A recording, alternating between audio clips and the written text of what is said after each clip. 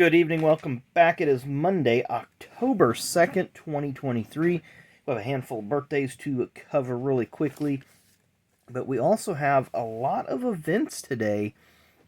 We're going to go all the way back to 1949 at Heidelberg Speedway near Pittsburgh, Pennsylvania, where Lee Petty picks up his first career strictly stock race, now known as the Cup Series, on this date.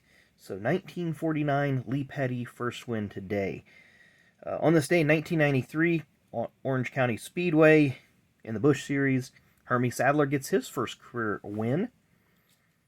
1994, on this day in North Wilkesboro, Jeff Bodine wins. No surprise there, as he had a very strong car in 94 thanks to the Hoosier tires.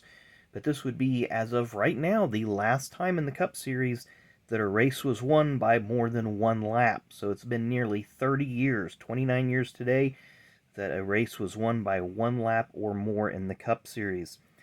2004, another first-time winner, and again it's a Bodine in Victory Lane, but it's Todd at Fontana in the Truck Series. 2005 at Talladega, Dale Jarrett wins his final career Cup Series race. And of course, on 2021 on this date, that infamous win by Brandon Brown. We won't go down that rabbit hole, but Brandon getting his first and so far only career win in the Xfinity Series. We talk about birthdays, so let's go down these real quickly. Born on this date in 1930, sadly passed away in 2006. ARCA Series, I believe he won some ARCA titles way back in the day, and I know his son did, but we're talking about Jack Bowsher. Jack Bowsher.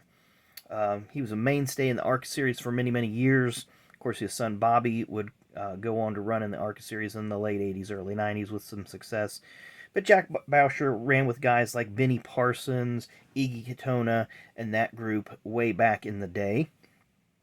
Also, another ARCA star, born on this day in 1954, but sadly passed away in 2013, Lee Raymond. Drove that number 1 Riverside Auto Parts car to a lot of Speedway victories back in the day, winning at places like Atlanta and Talladega and Michigan, and just wherever the ARCA cars ran fast, Lee Raymond would park it in Victory Lane. He did have one Cup start for Lucky Compton in 1989 at the Daytona 500. Of course, that was aided by a huge crash in one of the qualifying races that allowed him to finish in one of the transfer positions. Birthdays, born on this day in 1925, 98 years old today. Wow. Mr. Paul Goldsmith. So I didn't see a date of death, and I believe he's still doing TTMs. There you go, Tim Mosey, born in West Virginia. But I do know he's residing in Indiana. He did have, as this card will tell you about, an aviation company, G&N Aircraft.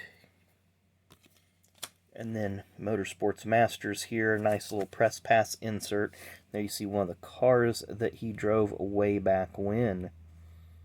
9 wins in 127 starts. So that's actually a pretty good ratio of just under 10%.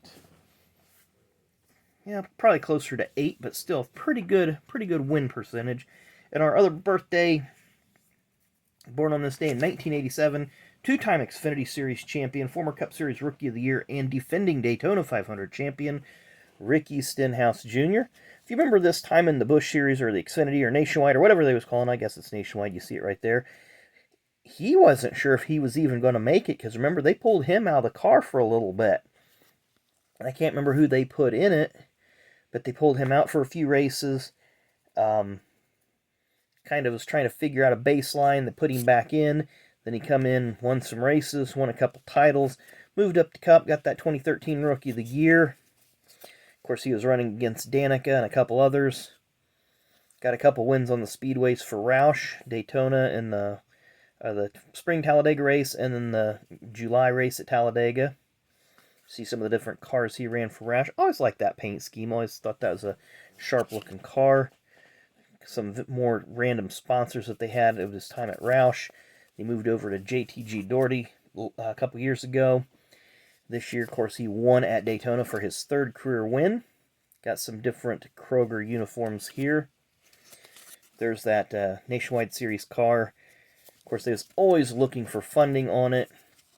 When he moved up to Cup, he did pick up one of Matt Kenseth's old sponsors of Best Buy. And then they had a few of the Kroger car here with a lot of their vendor sponsors. Of course, you see this a lot when a store or conglomerate sponsors a car. So like with Menards, you'll see a lot of their vendor sponsors. Same with Kroger, just whoever they want to give a little love to. So there you see Cheerios and a couple others. And then they, of course, put Ricky here, so they want to focus on the Kroger part. I'm trying to think of some of the other store sponsors over the years, because Home Depot and Lowe's really didn't do that, but Menards certainly has. But anyway, thanks again for watching. Really, really do appreciate it, and enjoy the rest of your Monday. We'll see you tomorrow.